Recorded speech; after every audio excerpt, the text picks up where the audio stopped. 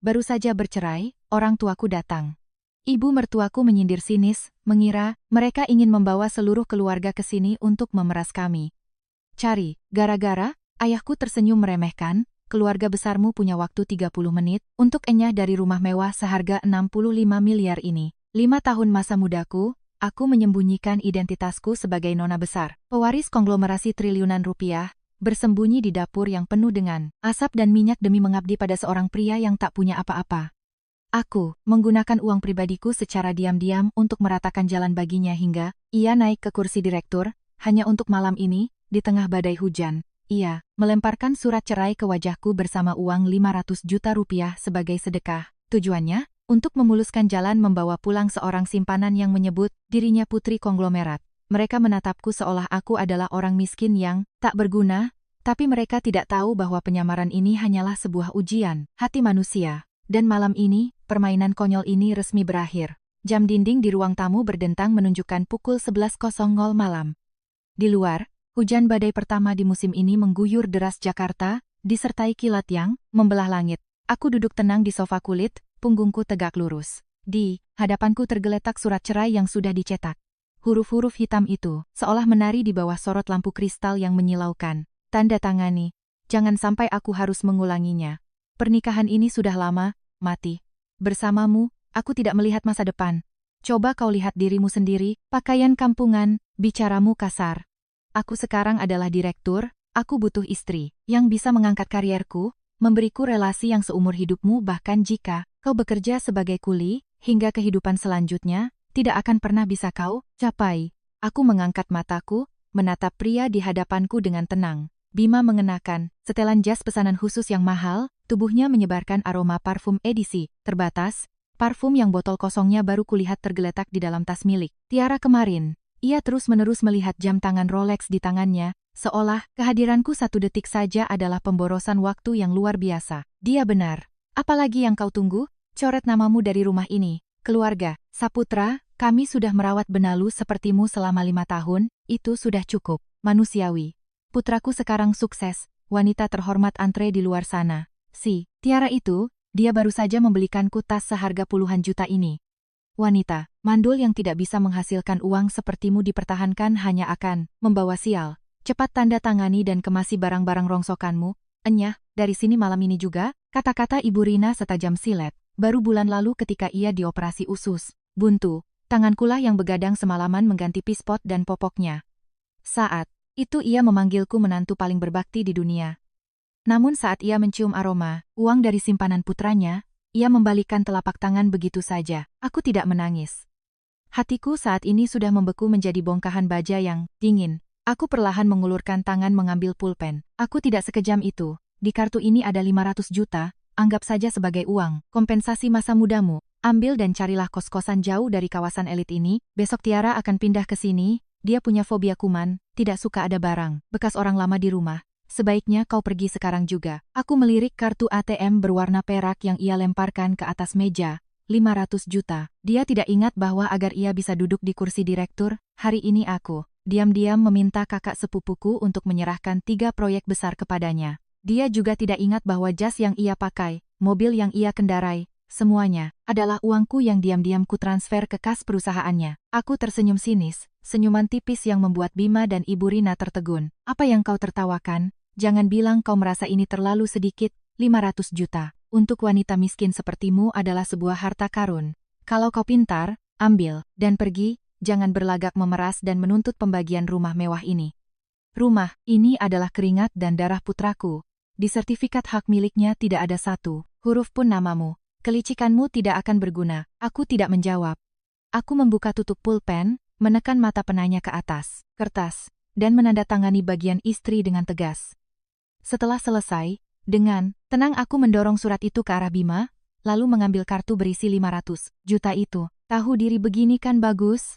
Lagi pula cinta kita sudah habis, berpisah secara damai adalah pilihan paling cerdas, kata Bima. Aku memegang kartu itu, menatap lurus ke mata Bima. Mataku tidak lagi memancarkan kepasrahan seperti 5 tahun terakhir, hanya ada ejekan yang teramat dalam. Aku mengangkat tanganku dan mematahkan kartu itu.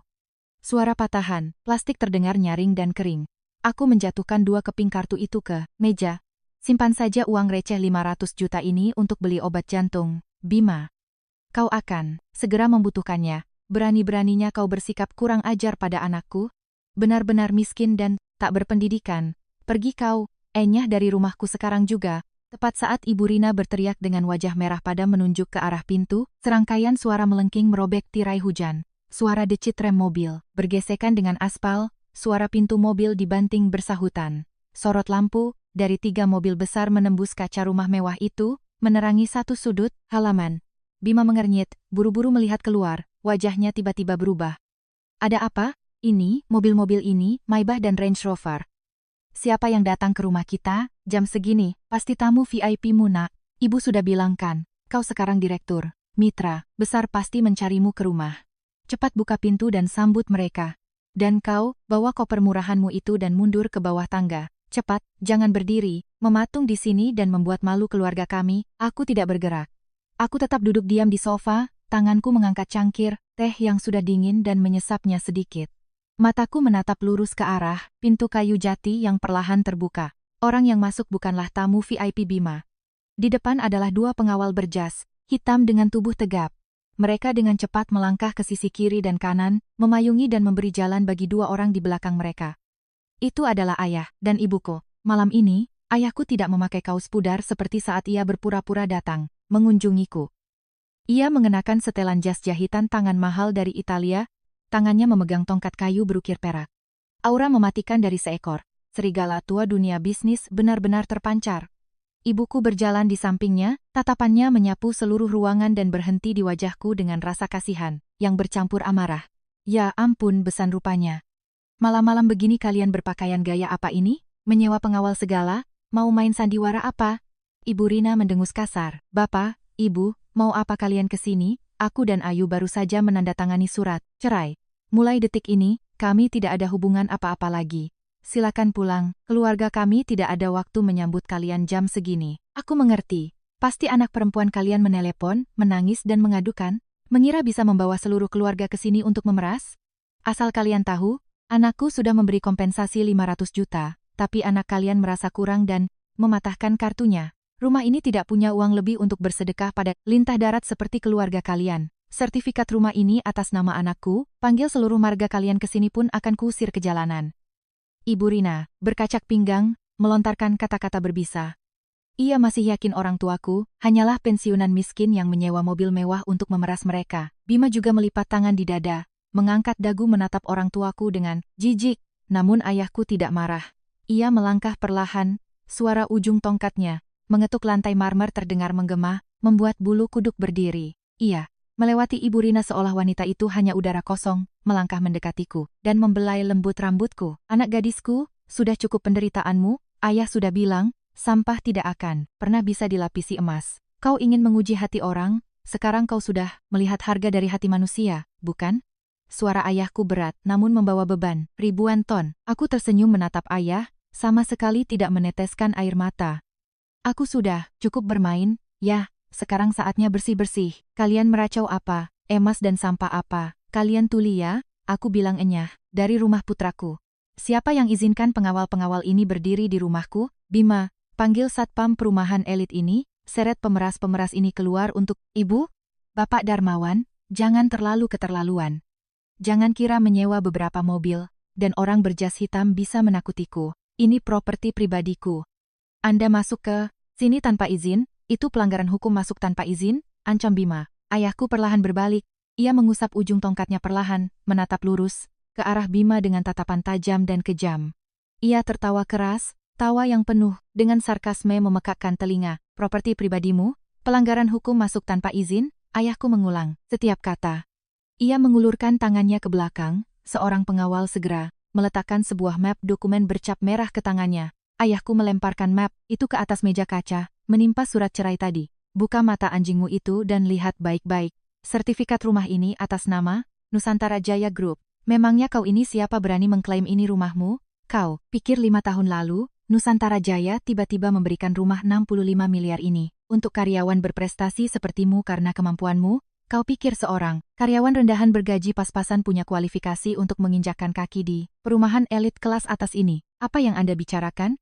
Surat serah terima rumah jelas-jelas atas namaku. Aku direktur, wajar jika perusahaan memberiku fasilitas rumah. Bima mulai tergagap, wajahnya pucat pasi. Ia buru-buru mengambil map itu dan membukanya. Deretan tulisan di atas sertifikat, hak milik itu bagaikan jarum yang menusuk. Matanya. Pemilik.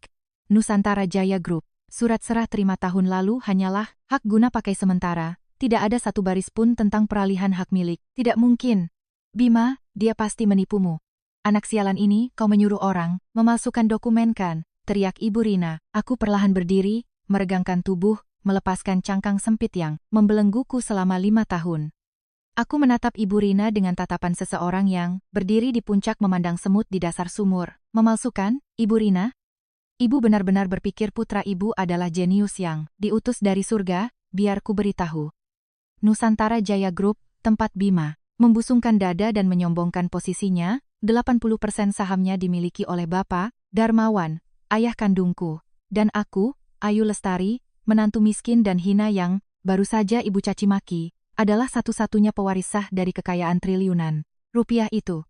Rumah ini, pekerjaan putra ibu, semuanya adalah sedekah dari keluarga Lestari kami. Tidak mungkin. Ayu, kau bercanda kan? Kau cuma staf akuntan biasa. Orang tuamu cuma pensiunan guru. Bima terhuyung mundur, tersandung kaki meja, kaca dan nyaris jatuh, kertas-kertas di tangannya berserakan di lantai, dadanya, naik turun, tangannya gemetar hebat. Fakta mengerikan ini sedang merobek semua, kebanggaan dan perhitungan liciknya menjadi serpihan. Ayahku melangkah maju dengan tongkatnya, tidak memberi Bima kesempatan untuk berpikir. Suaranya bergema seperti guntur penghakiman di tengah badai. Jangan sebut nama putriku dengan mulut kotormu.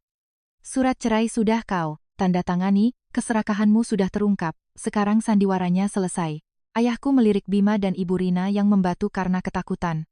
Ia tersenyum, dingin dan melihat jam tangannya. Keluarga besarmu punya waktu tepat 30 menit untuk mengemasi barang-barang pribadi dan enyah dari rumah 65 miliar ini. Barang apapun yang bernilai di atas 1 juta rupiah yang dibeli dengan uang Nusantara Jaya, jika kalian bawa satu saja, aku akan menyuruh pengacara menuntut kalian atas pencurian. Hitung mundur, dimulai.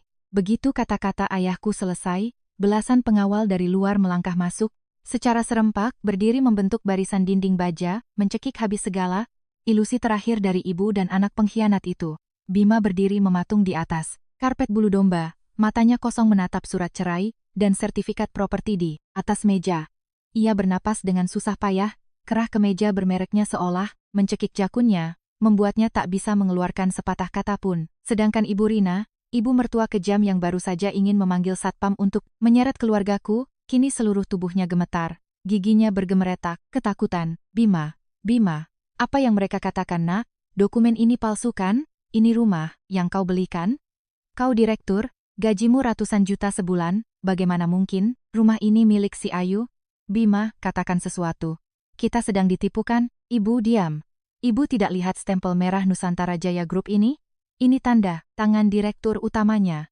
Bima tiba-tiba berteriak, suaranya pecah membawa kepanikan luar biasa.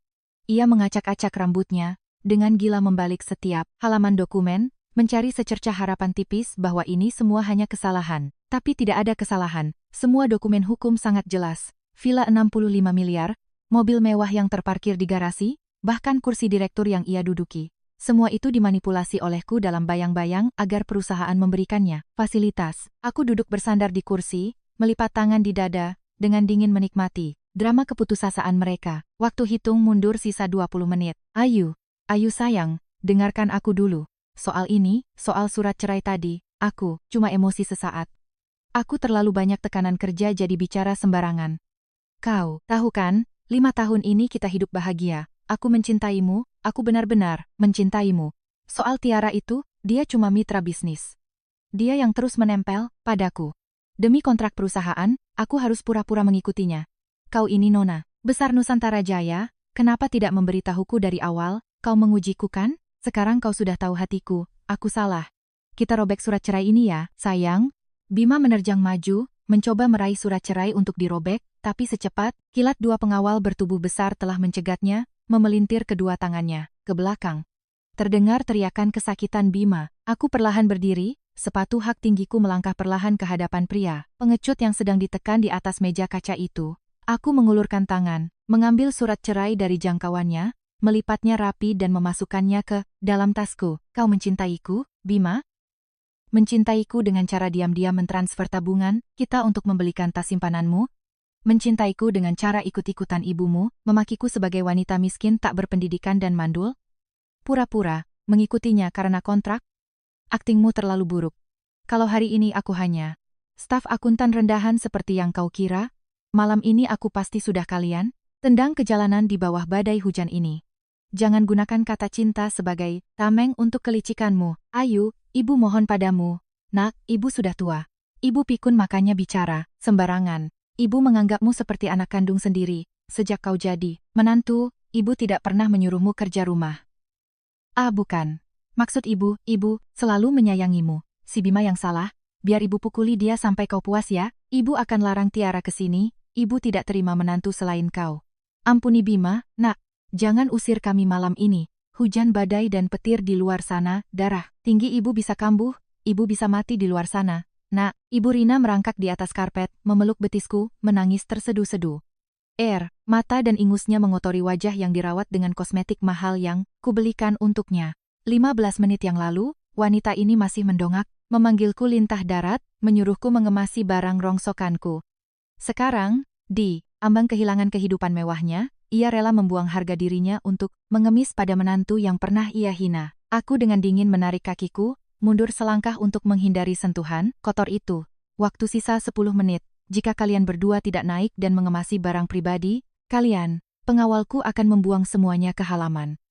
Ingat kata-kata ayahku, apapun yang bernilai di atas 1 juta rupiah hasil uang perusahaan, termasuk jam, tangan Rolex yang kau pakai, atau kalung emas di leher ibumu, lepaskan semuanya. Jika tidak, besok surat perintah penangkapan pencurian akan dikirim ke losmen, tempat kalian menginap. Kau kejam sekali, Ayu. Bagaimanapun aku suamimu selama 5 tahun. Kau menyembunyikan identitasmu untuk menghinaku, dan sekarang kau ingin menghancurkanku sepenuhnya. Kau pikir karena kau anak konglomerat, kau bisa berbuat semaumu? Jam tangan ini kubeli dengan gajiku, kau tidak berhak mengambilnya, teriak Bima. Gajimu? Aku tertawa keras. Perusahaan tempatmu menjadi direktur itu sebenarnya sudah merugi berturut-turut selama 5 tahun dan hampir bangkrut. Akulah yang menyuntikkan uang pribadiku sebagai investasi anonim untuk menyelamatkan perusahaan itu, agar bisa membayar gajimu yang ratusan juta tiap bulan. Pestanya sudah usai, Bima. Seluruh barang yang menempel di tubuhmu adalah uang keluarga Lestari. Pengawal, lepaskan jam tangannya. Suruh wanita tua itu mencopot kalung dan anting berliannya. Cepat, kesabaranku menipis. Perintahku segera dilaksanakan para pengawal, mengabaikan Bima yang meronta dan berteriak. Jam tangan Rolex, 1,5 miliar itu dilepas paksa dari pergelangan tangannya. Ibu Rina, dicegat oleh 2 pria berjas hitam, dengan gemetar, melepaskan sendiri kalung dan anting emasnya, lalu melemparkannya ke atas meja. Kekacauan yang memalukan. Bima berlari ke lantai 2 seperti orang gila, meraup beberapa potong baju usang dari zaman awal pernikahan kami dan menyejalkannya ke dalam tas terpal. Ibu Rina juga tergopoh-gopoh mengikutinya, mengambil beberapa baju tidur murah. Waktu 30 menit resmi habis. Lempar mereka keluar. Perintahku dingin. Para pengawal menyeret Bima dan Ibu Rina dari ruang tamu hingga pintu utama, mengabaikan teriakan, tangisan permohonan dan sumpah serapah mereka. Tas terpal berisi baju usang itu dilempar ke tengah halaman yang tergenang air. Bima dan Ibu Rina didorong kuat keluar, jatuh tersungkur di atas lantai marmer yang basah. Badai di luar langsung mengguyur kepala mereka, membasahi setelan jas mahal Bima dan rambut sasak Ibu Rina. Petir menyambar menerangi wajah mereka yang pucat, pasi, basah oleh hujan dan air mata. Ayu, kau tidak bisa sekejam ini. Buka pintunya. Ayu, di luar hujannya deras. Ibuku sedang sakit. Tolong izinkan kami tinggal malam ini saja. Besok pagi kami akan pergi sendiri. Ayu, ya Tuhan. Wanita kejam. Kau akan kena karma. Kena azab karena mengusir ibu, mertua di tengah malam badai begini. Tolong. Orang-orang, lihatlah menantu. Durhaka ini. Aku berdiri melipat tangan di beranda, dipayungi pengawal, menatap tenang 2 orang yang meronta di bawah hujan. Azab, Ibu Rina benar, azab memang datang, hanya saja azab itu jatuh ke kepala mereka berdua, bukan aku. Teriakan mereka, tertelan suara hujan dan guntur, terdengar sumbang dan menyedihkan di tengah perumahan elit kelas atas, di mana gerbang-gerbang villa tetangga tertutup rapat, tak ada yang peduli dengan kehadiran mereka. Aku tersenyum sinis, berbalik melangkah masuk, lalu menutup pintu. Lepaskan, anjing penjaga. Kalau mereka masih berani berpegangan pada pagar, telepon, polisi, laporkan ada penyusup. Suara gerbang besi raksasa yang dibanting memutus total cahaya hangat. Dari dalam villa, mengurung Bima dan Ibu Rina dalam kegelapan badai malam. Saat suasana villa kembali hening, hanya terdengar suara hujan mengetuk kaca. Aku menatap langit-langit berhias lampu kristal. Tempat ini pernah menjadi sarang impianku, namun juga penjara yang mengurung masa muda seorang nona besar demi mengejar apa yang disebut cinta sejati. 5 tahun lalu, saat usiaku 24 tahun, aku baru saja kembali dari kuliah di Inggris. Sebagai pewaris tunggal Nusantara Jaya Group, aku tak kekurangan pria-pria kaya yang dijodohkan oleh orang tuaku. Tapi aku memiliki kenaifan dan keras kepala masa muda. Aku takut mereka mendekatiku hanya demi harta raksasa di belakangku. Aku ingin mencari pria yang mencintaiku apa adanya, cinta tulus yang tak ternoda materi. Lalu aku bertemu Bima. Bima saat itu hanyalah staf penjualan biasa di sebuah perusahaan mitra kecil. Ia tidak kaya, tapi punya senyum ramah, tatapan jujur, dan perhatian yang membuat gadis yang hidup berselimut sutra sepertiku merasa hangat. Ketika aku memutuskan menanggalkan jubah nona besarku, mengambil kedok sebagai akuntan dari keluarga guru miskin di daerah, untuk menjadi istrinya, ayahku memperingatkanku dengan sangat keras. Ayah bilang, pria miskin seringkali minder, dan rasa minder itu jika ada kesempatan akan berubah menjadi keserakahan, tak terbatas. Tapi aku tidak percaya. Aku menentang keluargaku, pindah menyewa kamar kos, sempit berukuran 20 meter persegi yang panas, untuk memulai hidup baru bersama. Bima, ayu, aku janji padamu. Sekarang aku belum bisa memberimu kehidupan mewah, tapi aku akan banting tulang siang malam. Beberapa tahun lagi, aku pasti beli rumah bertingkat, mobil mewah, menjadikanmu ratu. Bersabarlah makan nasi dengan tumis kangkung dan tempe orek bersamaku sebentar lagi ya. Aku paling menyayangimu. Kata-kata manis Bima itu pernah membuatku terharu hingga meneteskan air mata. Aku percaya, asalkan suami istri sehati, makan seadanya pun adalah kebahagiaan. Tapi romantisme kemiskinan tak bertahan lama ketika Ibunda Bima, Ibu Rina, datang dari kampung dan tinggal bersama kami.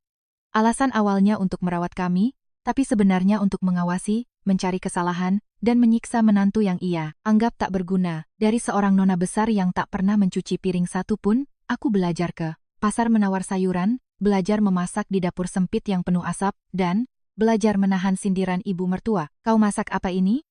Tumis kangkung kok hitam begini? Di rumah, orang tuamu tidak mengajarimu mengurus rumah tangga? Dasar gadis kampung, latar belakang miskin, bisa menikahi putraku yang tampan dan punya pekerjaan tetap di Jakarta itu sudah anugerah 7 turunan buatmu. Pagi-pagi tidak tahu bangun setrika baju suami, kalau dia pakai baju kusut ke kantor, mau ditaruh di mana mukanya depan bos, kalau numpang hidup, harus tahu diri melayani dengan baik. Aku menggigit bibir menahan air mata. Aku tidak membalas sepatah kata pun karena takut Bima akan serba salah.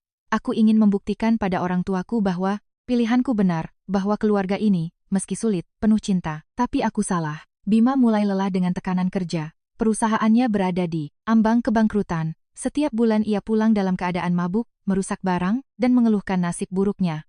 Melihat suamiku terpuruk, hatiku hancur. Dan saat itulah aku membuat keputusan paling salah dalam hidupku.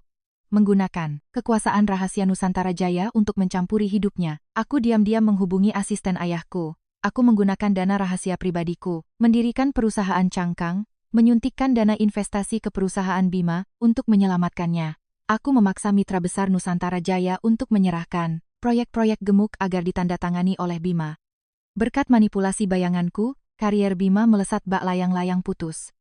Dari staf biasa, ia naik menjadi manajer, lalu wakil direktur, dan akhirnya direktur cabang. Perusahaan itu tiba-tiba memberinya fasilitas mobil mewah dan hak pakai villa 65 miliar ini dengan alasan kompensasi direksi berbakat. Bima dan ibunya mengira, itu semua berkat kemampuan luar biasa Bima. Mereka pindah ke rumah mewah, hidup dalam kesombongan tanpa tahu bahwa semua yang mereka nikmati dibangun dari keringat dan darahku. Kau lihat kan nak, putramu sekarang bos besar. Villa ini, seluruh Jakarta hanya sedikit yang bermimpi bisa tinggal di sini. Ayu, lihat gayamu, jangan pakai daster atau baju tidur murah dari pasar Tanah Abang itu lagi. Berdiri di sampingku menyambut tamu, orang akan mentertawakanku. Badanmu bau bawang merah, bawang putih, menjijikkan. Kalau sudah numpang hidup sama suami, pergilah ke salon, tata rambut, pakai parfum biar elegan sedikit. Bikin malu saja. Bima mulai berubah. Kekuasaan dan uang yang ia kira miliknya telah menelanjangi sifat dasar pria minder yang tiba-tiba kaya. Ia lupa pada tumis kangkung, lupa pada janjinya menjadikanku ratu. Ia malah mulai merendahkan dan membuangku. Malam-malam saat ia pulang dengan bau alkohol dan parfum asing semakin sering. Ibu Rina juga ikut-ikutan menganggapku sebagai pembantu tak bergaji di rumah besar ini. Laki-laki kalau keluar urus bisnis besar, minum beberapa gelas itu wajar. Kau, di rumah nganggur cari gara-gara saja, jangan interogasi suami. Si Bima sekarang punya nilai tinggi, kalau kau tak bisa menjaga dia, banyak nona-nona kaya cantik di luar sana yang siap menerkamnya.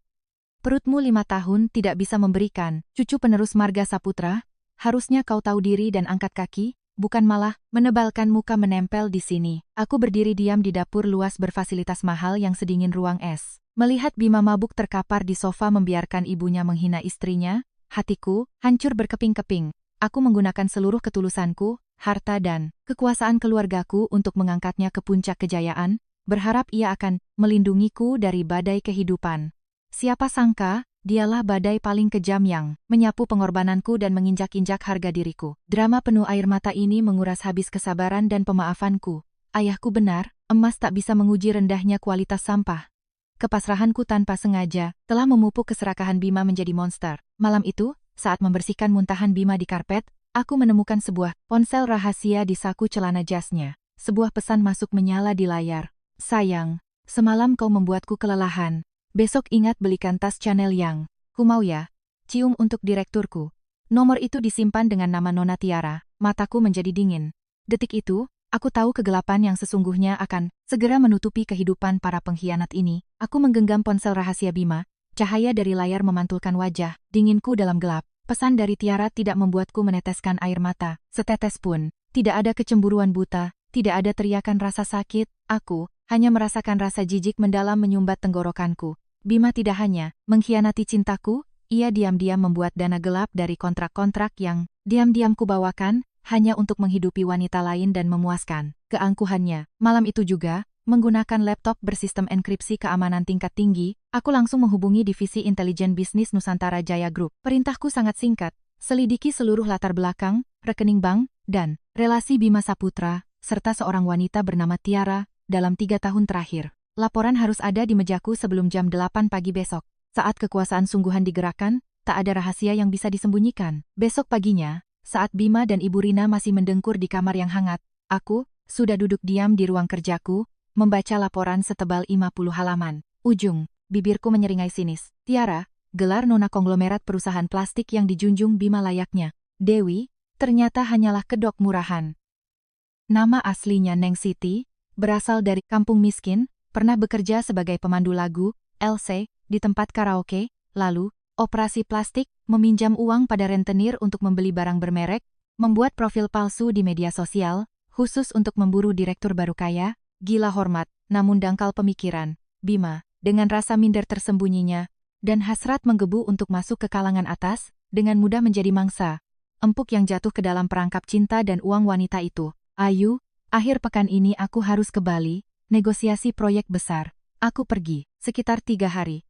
Kau di rumah rawat ibu dengan baik, jangan sampai ibu menelepon mengeluh padaku. Pekerjaanku sedang banyak tekanan, aku butuh fokus, jangan sering kirim pesan atau telepon menggangguku. Bima turun ke ruang makan dengan setelan jas elegan, sambil mengikat dasi ia melontarkan kebohongan lancar tanpa berkedip. Dalam laporanku, akhir pekan ini, ia memesan tiket pesawat kelas bisnis, dan menyewa seluruh villa resor mewah di Bali untuk merayakan hari jadi 6 bulan perkenalannya dengan Tiara.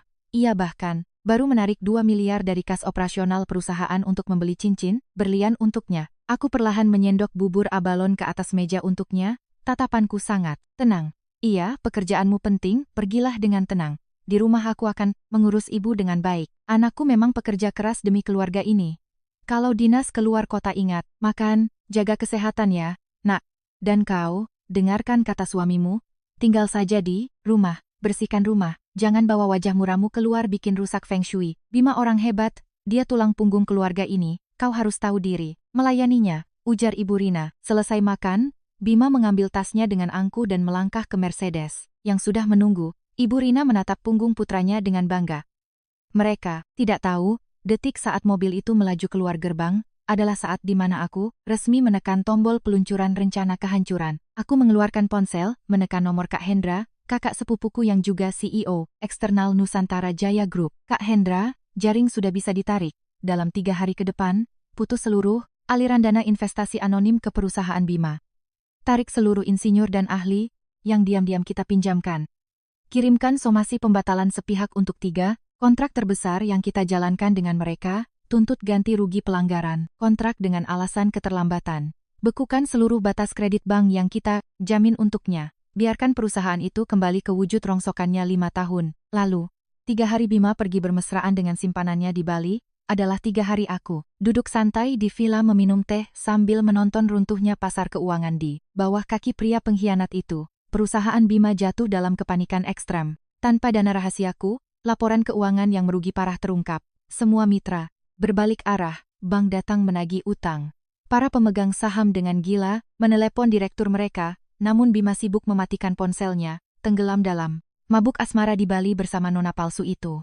Ayu, anak kurang ajar. Kerja apa kau sampai rumah berdebu begini? Kau tidak tahu hari ini ibu ada arisan teman-teman sosialita kemari?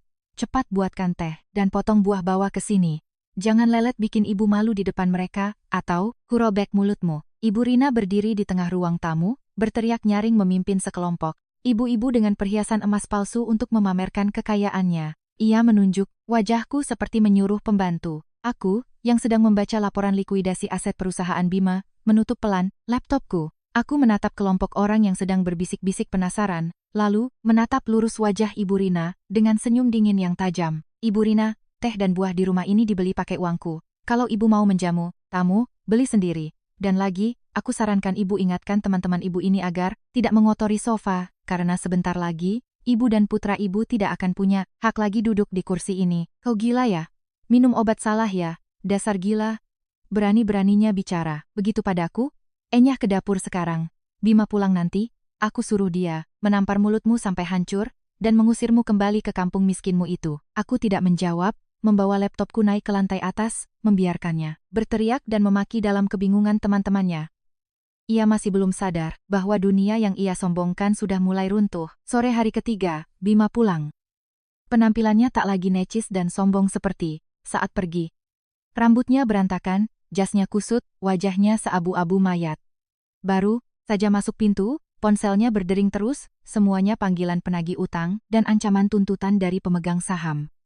Ia telah diberhentikan sementara oleh Dewan Direksi sesaat setelah turun dari pesawat dan dituntut membayar ganti rugi puluhan miliar akibat manajemen yang buruk. Ayu, ambilkan air.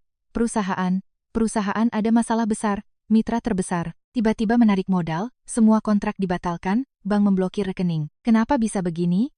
Kenapa kebetulan sekali? Bima ambruk di sofa, terengah-engah. Ia masih belum menyadari kebenarannya. Ia mengacak rambutnya. Frustrasi, mengira ini hanya kesialan krisis ekonomi. Dalam keputusasaan ekstrem itu, sifat pengecutnya kembali muncul. Ia menatapku, matanya memancarkan perhitungan dingin. Ia teringat pada Tiara, nona konglomerat, yang ia anggap bisa menjadi penyelamatnya. Untuk masuk ke keluarga Tiara secara resmi, ia harus menyingkirkanku secepatnya, tuntas dan kejam. Ayu, kita cerai saja. Aku tidak bisa hidup denganmu lagi. Aku butuh istri yang bisa membantuku di saat sulit ini. Tiara, dia putri perusahaan plastik, Raja Wali Mas. Dia berjanji akan meminta ayahnya menyuntikkan dana menyelamatkan perusahaanku. Bersamamu, aku cuma akan mati. Tanda tangani, kuberikan 500 juta, dan enyah dari pandanganku malam ini juga. Bima melemparkan surat cerai yang sudah disiapkan. Ia terburu-buru ingin membuangku seperti kain lap kotor demi meraih pelampung penyelamat. Halusinasinya, Ibu Rina, mendengar Tiara akan menyelamatkan putranya, matanya langsung berbinar, ikut-ikutan menghina dan memaksaku tanda tangan. Mereka tidak tahu bahwa jebakan ini dipasang oleh tanganku sendiri. Surat cerai itu adalah pisau terakhir yang Bima potongkan ke lehernya sendiri, memutuskan selamanya tali penyelamat satu-satunya yang bisa menolongnya. Maka, meledaklah drama malam badai itu, berujung pada momen di mana aku membuka kartuku dan menendang ibu dan anak itu ke jalanan dengan tangan kosong. Perangkap untuk si gila harta telah tertutup tanpa jalan keluar. Gerbang besi raksasa villa tertutup rapat. Suara benturan logam terdengar, nyaring, memutus selamanya hubungan antara aku dan dua pengkhianat itu. Melalui layar sistem keamanan beresolusi tinggi di tabletku, aku duduk santai melipat tangan, menatap pemandangan menyedihkan di luar sana. Hujan di Jakarta malam ini seakan ikut menghukum mereka yang tak tahu diri. Badai semakin deras, kilat, membelah langit, menyorot dua sosok yang gemetar kedinginan di jalanan yang tergenang banjir. Bima dan Ibu Rina, dua manusia yang 15 menit lalu masih angkuh berdiri di puncak kekuasaan, kini tampak seperti dua ekor tikus got yang diseret keluar dari lubangnya, basah kuyup, kotor, dan sangat menyedihkan. Pakaian sutra Ibu Rina menempel di kulit. Setelan jas mahal, Bima berlumuran lumpur setelah ia berulang kali terpeleset mencoba memunguti baju-baju usang yang dilempar pengawalku. Keparat, wanita berbisa, kau menipuku, Ayu. Tunggu pembalasanku, aku tidak akan tinggal diam. Mentang-mentang punya uang dan kuasa kau pikir bisa menginjakku? Ibu bangun, jangan menangis lagi. Ikut aku tinggalkan tempat sialan ini. Aku tidak percaya tanpa dia kita akan mati kelaparan. Aku masih direktur, aku punya koneksi, dan aku punya Tiara. Ya, Tiara. Dia putri konglomerat, ayahnya triliuner, dia sangat mencintaiku, dia pasti menampung kita, Bima. Ya Tuhan, ibu kedinginan nak, darah tinggi ibu naik, anak setan itu menyembunyikan identitasnya menipu kita. Jelas-jelas dia kaya, tapi membiarkan kita hidup pas-pasan tahun-tahun pertama. Dia memang sengaja mengujimu dari awal. Dasar iblis, ular berbisa. Cepat hubungi Tiara itu, suruh dia bawa mobil, jemput kita. Tambah 10 menit di sini ibu bisa mati kedinginan, koper ini robek, semua. Baju sutra ibu yang belasan juta juga dia sita, nak. Bima dengan panik merogoh celananya yang basah kuyup, mengeluarkan ponsel. Keluaran terbaru yang baru ia beli dari uang kantor. Untunglah ponsel itu anti air sehingga masih menyala. Dari kamera, kulihat tangannya gemetar memencet nomor, menempelkan ponsel ke telinga. Wajahnya yang marah berubah menjadi memohon dengan sangat hina. Bima menelepon Tiara, sang nona besar palsu yang ia anggap pelampung penyelamat. Aku menyeringai. Maling teriak maling. Mari kita lihat sekonyol apa drama ini berakhir. Sistem kamera terhubung mikrofon. Meski hujan deras, aku bisa mendengar jelas setiap teriakannya di telepon. Tiara, sayang, ini aku. Kamu di mana? Aku kena masalah besar. Mantan istriku menjebakku. Villa itu bukan milikku. Dia menipuku tanda tangan cerai dan mengusirku bersama ibuku tanpa apa-apa. Tolong suruh sopir bawa mobil jemput kami ya. Sekarang aku cuma punya kamu. Tolong minta ayahmu menyiapkan satu apartemen mewah untuk kami menginap beberapa hari. Besok aku ke kantor, membereskan semuanya. Aku pasti bangkit lagi dan menikahimu. Bima berbicara tanpa henti, namun di ujung sana hanya ada keheningan dingin. Entah apa yang dikatakan Tiara, wajah Bima yang penuh harapan mendadak runtuh, pucat pasi seperti mayat. Ia berteriak di tengah hujan. Apa? Ayahmu mengunci pintu rumah? Sopirmu cuti? Bagaimana bisa kebetulan? Begitu? Tiara, aku sedang kehujanan. Ibuku sakit. Tidak bisakah kau gunakan kartu kreditmu memesan hotel bintang 5 untukku malam ini? Uangku diblokir? Semua kartu kredit yang kuberikan padamu kemarin, geseklah untuk bayar kamarku. Halo, Tiara, kenapa dimatikan? Bagaimana nak? Dia kirim mobil belum? Ibu sudah menggigil ini.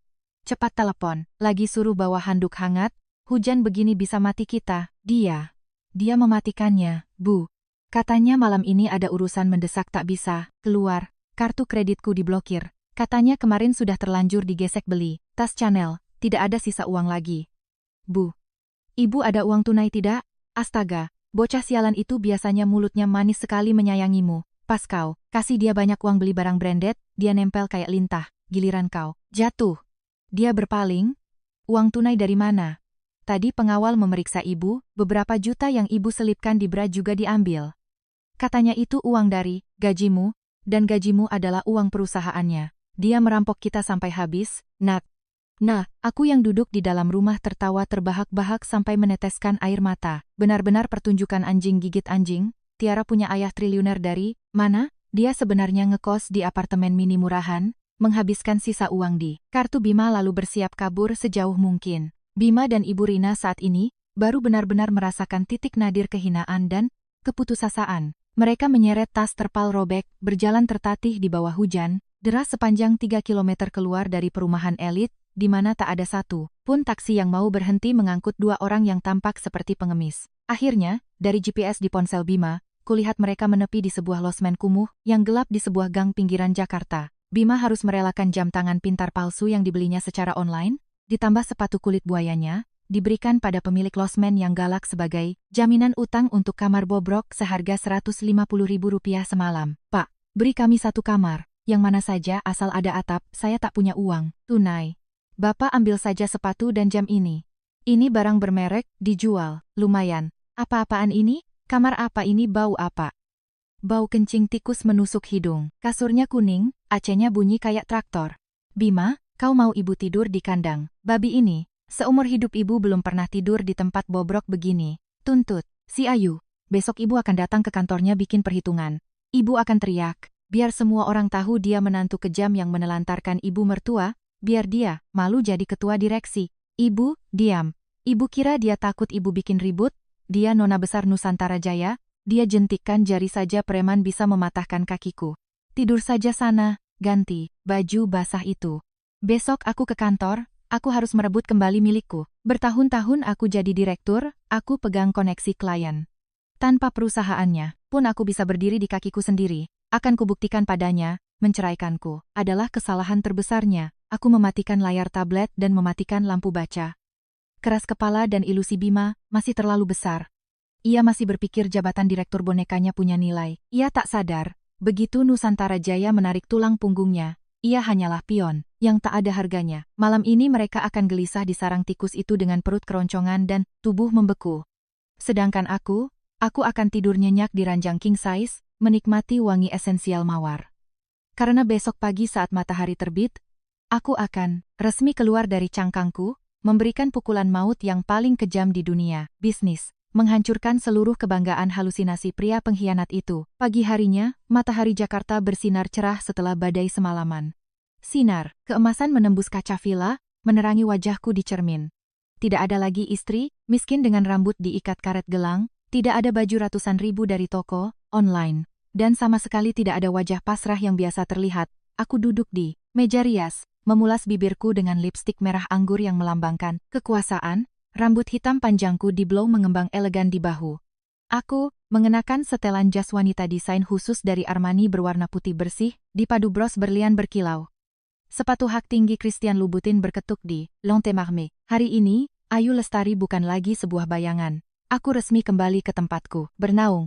Rolls-Royce Phantom hitam mengkilap dengan plat nomor 4 angka cantik sudah menunggu di lobi. Sopir yang telah bekerja belasan tahun untuk keluargaku, Pak Yanto, membungkuk hormat membukakan pintu. Mobil melaju mulus membelah jalanan, sibuk, langsung menuju Menara Nusantara Jaya berlantai 68 yang berdiri angkuh di kawasan SCBD Sudirman. Saat mobil berhenti di lobi, puluhan pengawal dan jajaran eksekutif grup sudah berdiri berbaris. Kak Hendra, CEO, External Group, maju menyambutku dengan senyum cerah. Selamat datang kembali, Direktur Utama yang sebenarnya. Sapaannya diikuti sapaan hormat serempak dari ratusan karyawan. Aku tersenyum, mengangguk, melangkah mantap masuk ke lift khusus Presdir. Menghirup udara yang dipenuhi aroma uang dan kekuasaan ini benar-benar manis. 5 tahun menahan diri, di sudut kumuh, keserakahan manusia telah usai. Kini saatnya menggunakan tangan, besiku untuk membersihkan sampah yang tanpa sengaja kupupuk. Duduk di kursi kulit mahal di balik meja kerja raksasa di lantai tertinggi, aku memandang seluruh Jakarta dari kaca. Kak Hendra meletakkan tumpukan dokumen tebal di mejaku. Laporan situasi PT Bangun Karya milik Bima. Bagaimana hasil tangkapan pertama, kita? Kak Hendra tersenyum membalik halaman. Lapor, Bu Presdir. Sesuai instruksi, semalam, kita sudah menarik total 150 miliar dana investasi anonim. Pagi ini, bank telah memblokir rekening perusahaan itu untuk sita utang. Terlebih lagi, proyek perumahan di selatan, proyek hidup mati yang baru saja Bima paksakan ambil, dengan pinjaman rentenir demi cepat kaya, telah kita hentikan tanpa batas waktu, dengan alasan mereka melanggar syarat kapasitas finansial. Perusahaan Bangun Karya sekarang tak ubahnya mayat kering. Gaji karyawan bulan ini tak ada, Bima, sudah dipanggil darurat oleh Dewan Direksi. Mereka ingin mengulitinya. Halo, bapak-bapak pemegang saham harap tenang, saya sedang jalan ke kantor. Saya tidak paham kenapa Nusantara Jaya tiba-tiba menarik modal. Pasti, ada salah paham. Beri saya waktu 3 hari, saya bersumpah akan menemui Presiden.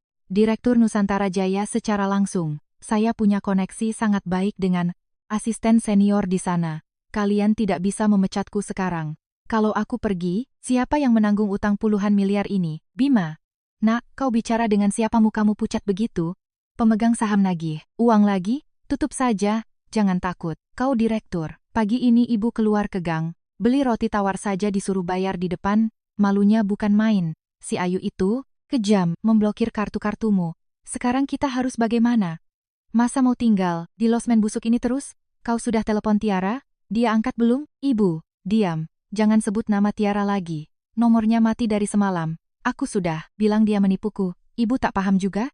Dia bawa lari tas Chanel 200 juta lalu. Menghilang. Sekarang perusahaan mencariku. Preman lintah darat juga sedang memburuku untuk menagih 50 miliar yang kupinjam untuk proyek. Kalau hari ini aku gagal minta Nusantara Jaya perpanjang kontrak, aku akan masuk penjara. Penjara? Ibu paham tidak? Suara teriakan putus asa Bima melalui rekaman penyadap yang dipasang detektifku. Di losmen itu diputar jelas di ruanganku. Mendengar kata penjara, hatiku terasa ringan. Pria pengecut yang terbiasa hidup dari pengorbanan wanita. Saat menghadapi badai sungguhan di dunia bisnis, langsung kembali ke wujud aslinya, sebagai cacing tanah yang menyedihkan. Ia masih bermimpi menggunakan koneksi baik untuk memohon pada Nusantara Jaya.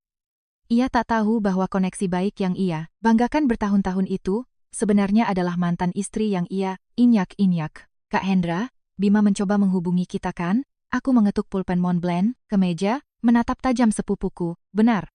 Asisten melaporkan dia menelepon puluhan kali sambil menangis memohon bertemu Presdir Nusantara Jaya untuk negosiasi proyek. Dia janji akan berlutut kalau perlu. Kak Hendra menjawab dengan nada jijik. Sempurna. Kalau begitu penuhi keinginannya. Jadwalkan pertemuan jam 2 siang ini di ruang VIP, lantai 68. Pesan pada asisten, katakan jelas bahwa Presdir baru akan menemuinya langsung, tapi syaratnya dia harus datang sendiri dan berpakaian rapi. Aku tidak mau dia membawa bau apak losmen murahannya mengotori kantorku. Aku menyeringai kejam. Bima, kau sangat menyukai kalangan atas kan? Kau rela membuang harga diri dan istrimu dari titik nol demi gengsi halusinasi. Baiklah, sore ini akan kubiarkan kau masuk ke dunia atas yang paling kau dambakan. Tepat pukul 1:45 siang, lobi Menara Nusantara Jaya bersinar di bawah lampu kristal. Bima melangkah melewati pintu otomatis. Penampilannya sungguh konyol. Jelas, ia berusaha keras menyetrika setelan jas mahalnya yang basah semalaman. Dengan setrika rusak di losmen, namun noda air dan kerutan masih terlihat jelas. Sepatu kulit buayanya belum disemir, rambutnya dipaksakan memakai gel, tapi lepek. Kesombongannya sebagai bos besar telah lenyap bersih. Ia melirik, takut-takut, mencoba terlihat berwibawa tapi kakinya gemetar ditatap sinis oleh para penjaga keamanan. Selamat siang Mbak, saya Bima Saputra, Direktur PT Bangun Karya. Pagi ini, saya sudah janjian bertemu Bapak Presdir.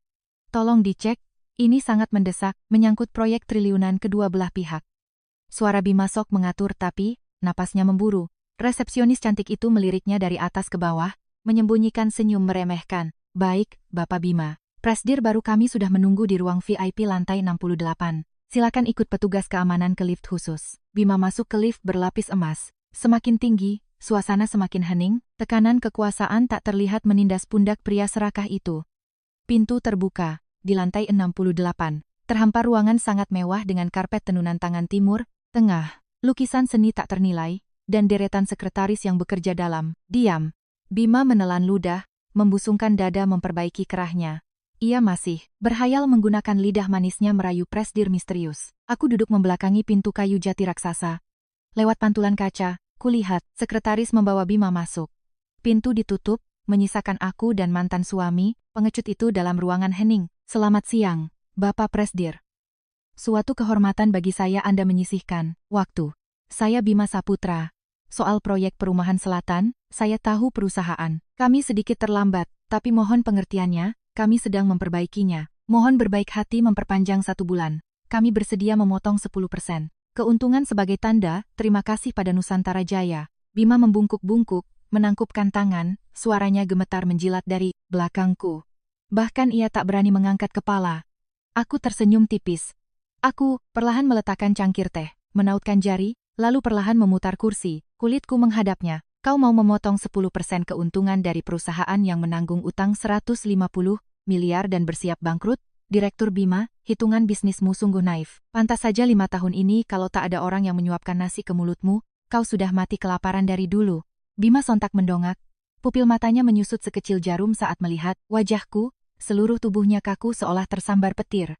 Matanya membelalak, melihat setelan Armani putihku, melihat aura angkuh dan dingin yang kupancarkan. Otak sempitnya langsung menolak fakta mengerikan ini. Ia tergagap, menunjuk wajahku dengan suara serak panik. Kau jadi sekretaris di sini. Kau menyusup ke sini untuk menyabotaseku, kan? Wanita keparat, aku tidak bergerak. Aku menatapnya dengan belas kasihan layaknya melihat semut yang menggelepar di bawah sol sepatuku. Aku mengangkat tangan, mengarahkan telunjuk ke papan nama tembaga berlapis emas di atas mejaku. Bima, buka mata butamu lebar-lebar dan baca baik-baik huruf di papan itu. Kalau kau tak bisa baca, biar ku bacakan. Presiden Direktur Nusantara Jaya Group, Ayu Lestari. Tidak mungkin. Ini tidak nyata. Kau menipuku. Kalian semua menipuku. Bima mundur 2 langkah. Kakinya tersandung dan ia jatuh berlutut di atas karpet. Bibirnya pucat, keringat dingin bercucuran di dahi. Fakta kejam, layaknya Godam menghancurkan ilusi terakhirnya. Presidir berkuasa yang memegang nyawa perusahaannya, memegang langit yang selalu ia dambakan, adalah istri yang ia hina dan ia buang belum genap 24 jam lalu. Aku berdiri, ketukan hak sepatuku berbunyi kering di lantai.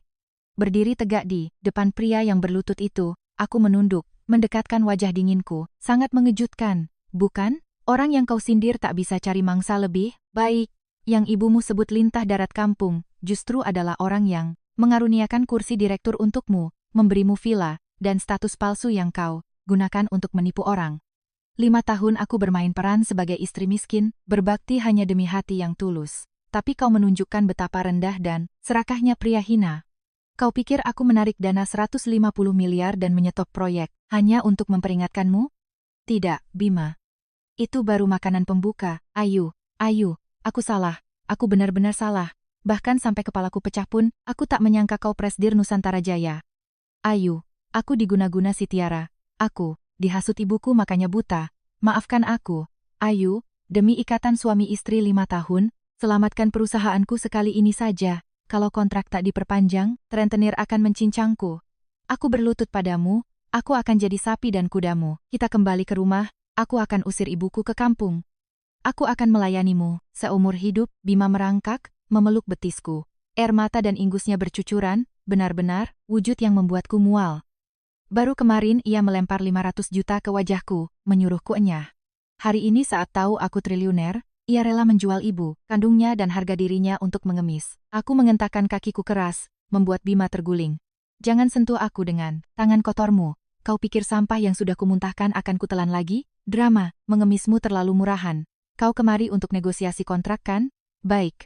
Mari, bicara secara hukum. Kak Hendra, pintu terbuka. Kak Hendra bersama 2 pengacara senior grup masuk membawa setumpuk map tebal.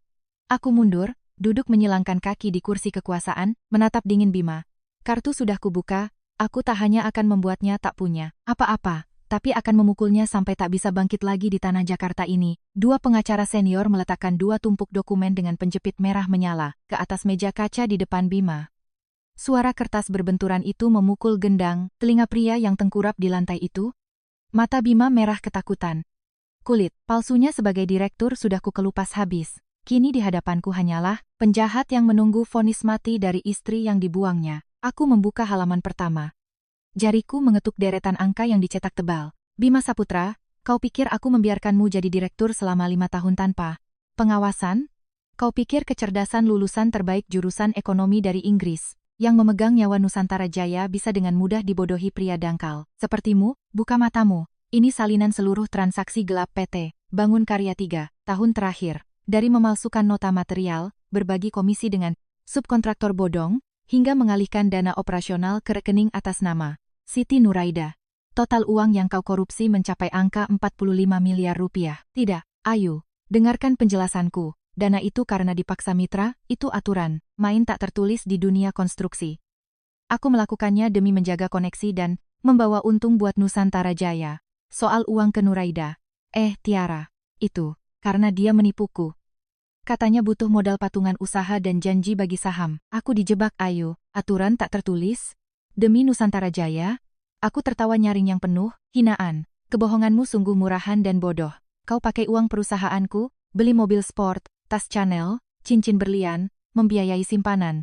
Lalu sekarang, playing victim menyalahkan keadaan. Aku menarik setumpuk foto dan melemparkannya ke wajah Bima. Foto-fotonya memeluk. Tiara di resor mewah. Foto ia memindah tangankan Mercedes ke wanita itu, dan cat mesum janjinya menguras perusahaan demi membawa wanita itu tinggal di luar negeri. Bukti telak itu menampar habis semua alasan Bima. Ayu, aku bajingan, aku binatang, aku buta. Tapi tolong demi 5 tahun pernikahan, beri aku jalan keluar. Kau sangat kaya, 45 miliar itu cuma uang receh, buatmu, ibarat butiran pasir di padang gurun. Cabut laporannya, kalau ini dibawa ke ranah hukum, aku akan membusuk di penjara seumur hidup.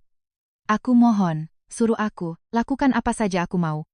Aku akan jadi kuli seumur hidup melunasinya. Ikatan 5 tahun, punya hak apa kau menyebutnya? Saat kau membuangku, menghinaku, mandul kampungan. Saat kau lempar surat cerai dan 500 juta demi membawa simpananmu. Apa kau pikirkan ikatan itu?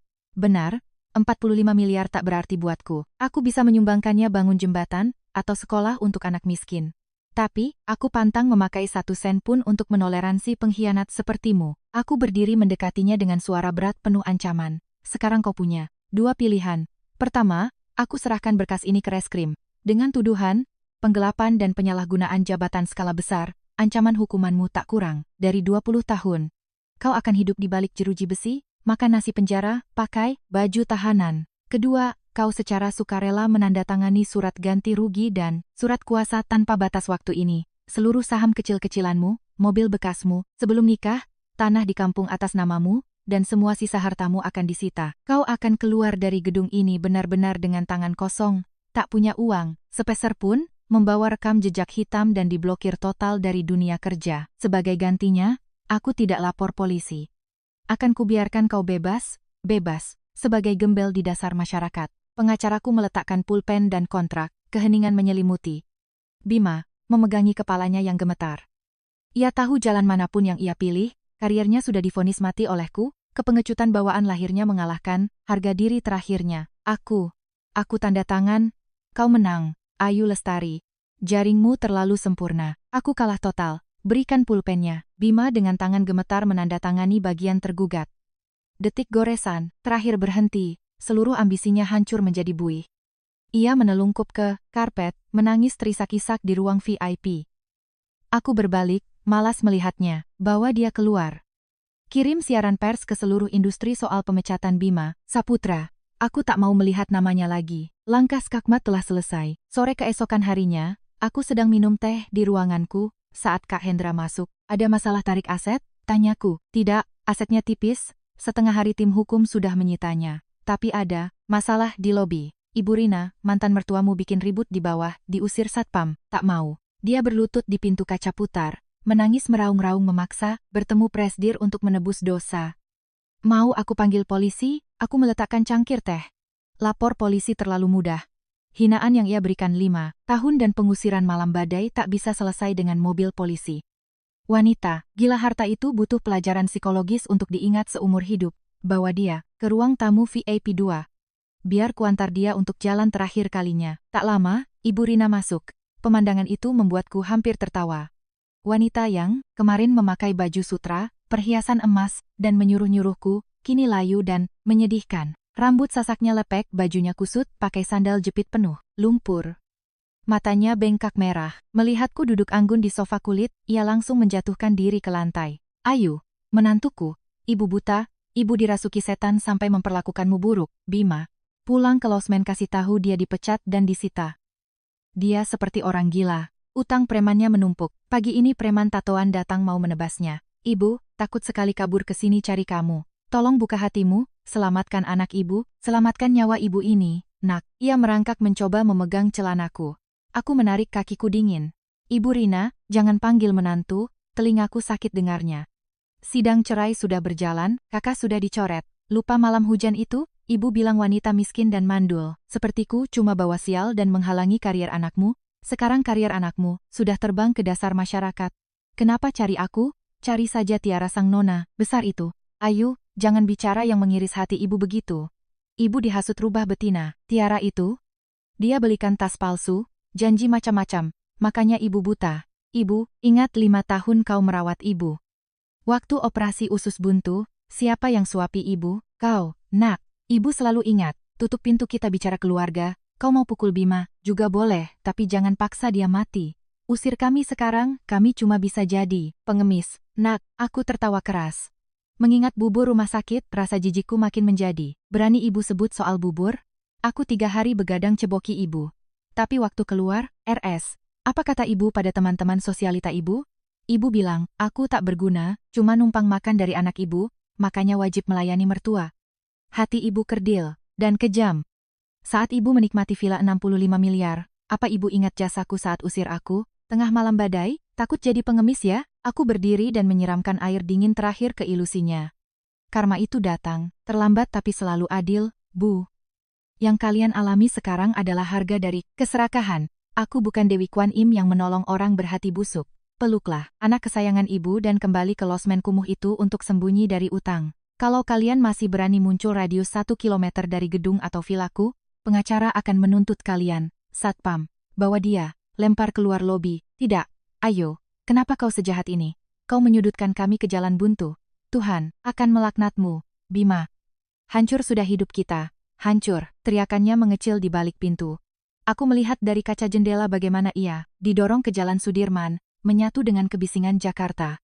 Karma untuk ibu, mertua yang kejam bukanlah kematian, melainkan hidup sisa umurnya dalam kemiskinan, kehinaan, dan penyesalan mendalam. Setelah mereka berdua diusir, aku menyuruh detektif mencari Tiara. Sesuai dugaan, wanita penipu itu sedang mengepak barang di apartemen mininya di Bekasi untuk kabur. Aku menyuruh orang menangkapnya di lobi, sekaligus menyeret Bima dari losmen kumuhnya ke sebuah gudang kosong di pinggiran kota. Malam ini aku sutradarai pembukaan Topeng Paling Kejam. Gudang itu sepi, hanya ada lampu kuning redup. Bima dilempar ke lantai semen. Ia kurus kering, berantakan. Di sudut lain, Tiara diikat tangannya di kursi kayu. Riasan tebalnya luntur. Tas Chanel palsu 200 juta itu tergeletak memuntahkan, tumpukan uang tunai dan perhiasan murah. Tiara, sayang, kamu kenapa? Ayu, kau gila. Kenapa kau culik dia? Masalah, kita tak ada hubungannya dengan dia. Dia putri perusahaan Raja Wali Mas. Ayahnya, tahu kau begini, dia tak akan melepaskanmu. Lepaskan Tiara. Aku keluar dari kegelapan. Bunyi sepatu hak tinggiku berdentang di lantai. Aku melipat tangan melihat pria bodoh yang mau jadi pahlawan ini. Konglomerat? Nona, besar? Bima, otakmu sudah rusak. Asisten, bacakan biodata Nona ini keras-keras, biar dia sadar. Asistenku melemparkan kertas ke wajah Bima. Siti Nuraida. Asal desa terpencil di Jawa Barat. Pekerjaan, mantan LC karaoke. Punya catatan kriminal penipuan. Tidak ada grup Raja Wali Mas. Orang tuanya petani miskin yang nanggung utang, judinya ratusan juta di kampung. Barang brandednya palsu beli di Shopee. Foto, resor dan kapal pesiar itu editan Photoshop untuk memancing direktur OKB yang bodoh seperti Bima Saputra. Tidak, ini fitnah. Tiara, bilang ini palsu. Kau punya mobil sport, punya black card. Waktu makan di restoran bintang 5, kau yang bayar. Sudahlah Bima, bodoh ya tanggung sendiri. Masih ngimpi apa? Suara melengking, Tiara merobek udara. Ia tahu sandiwaranya tamat jadi ia tunjukkan aslinya, sebagai penipu kelas teri. Ia melotot jijik pada Bima. Mobil sport itu aku sewa, harian. Black card palsu beli online. Makan di bintang 5 itu aku pinjam. Tentenir buat pancing kau. Aku kira kau bos beneran lihat mobil mewahmu, tahunya cuma numpang hidup pakai uang istri buat pamer. Kau pikir Nona kaya beneran mau, sama kampungan kayak kau? Aku peras tas Chanel dan uang tunaimu tadinya mau, kabur, kau malah ditendang istrimu duluan, sialan, bikin aku ketangkap, kau menipuku. Gara-gara kau aku ceraikan istriku, ibuku usir dia, aku, korupsi sampai hancur. Wanita gila penipu, kembalikan uangku. Kembalikan karierku. Bima mengamuk, urat lehernya menonjol. Ia menerjang mau mencekik Tiara, tapi ditendang pengawalku hingga terpental. Dunianya hancur berkeping-keping.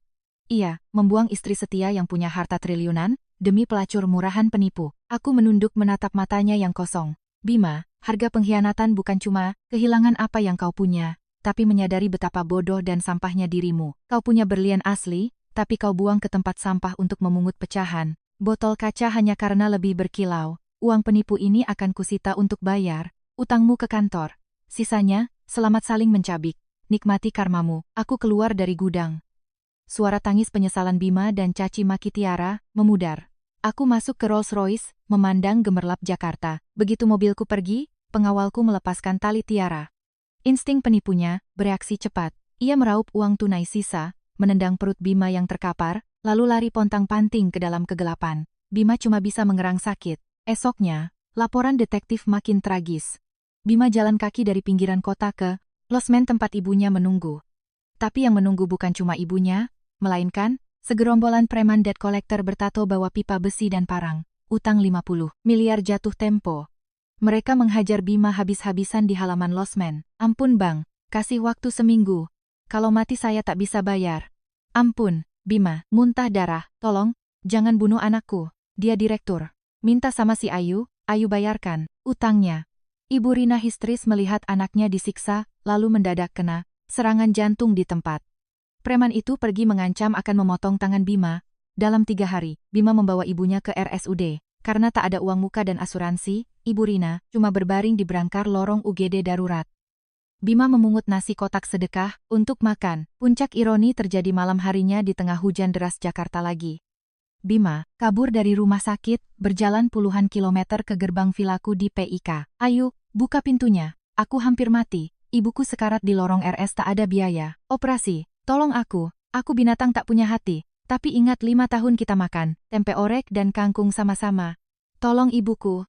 Aku sujud padamu. Bima membenturkan kepalanya ke gerbang. Aku keluar berpayung hitam. Bima, kau masih jago akting. Bawa-bawa tumis kangkung.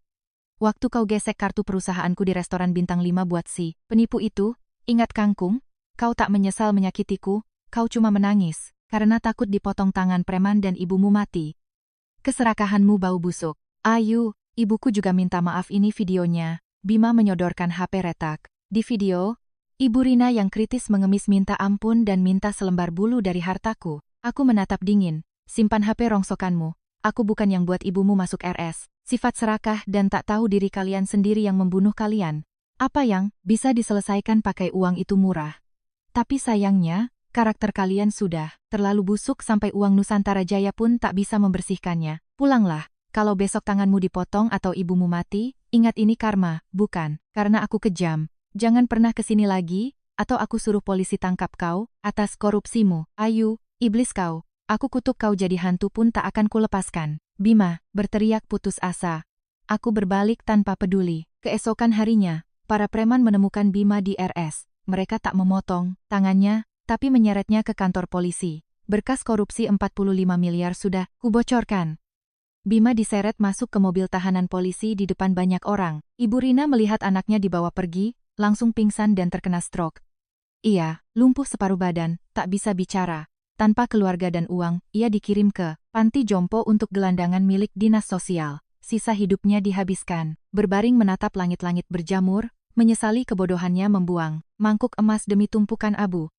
Bima divonis 18 tahun penjara. Menutup map terakhir, aku menatap langit biru Jakarta dari lantai 68. Perasaanku damai. Aku sadar, hukuman tertinggi bukan melihat musuh hancur, melainkan melepaskan sepenuhnya.